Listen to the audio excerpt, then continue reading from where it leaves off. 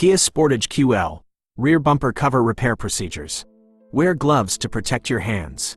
Use a plastic panel removal tool to detach interior trim pieces without scratching or damaging the surface. Be careful not to bend or scratch the trim and panels. 1. Remove the rear combination lamp cover, A.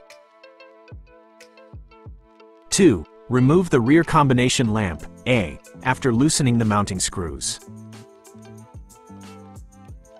3. Disconnect the rear combination lamp connector, A. 4. Loosen the rear bumper upper mounting fastener. 5. Loosen the rear bumper lower mounting fasteners. 6. Loosen the mounting bolts.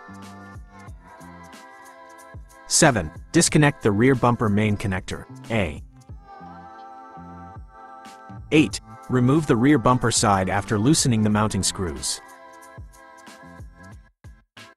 9. Remove the rear bumper cover, A.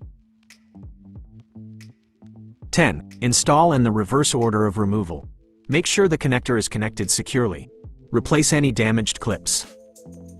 I hope this information is helpful. Please let me know if you have any other questions.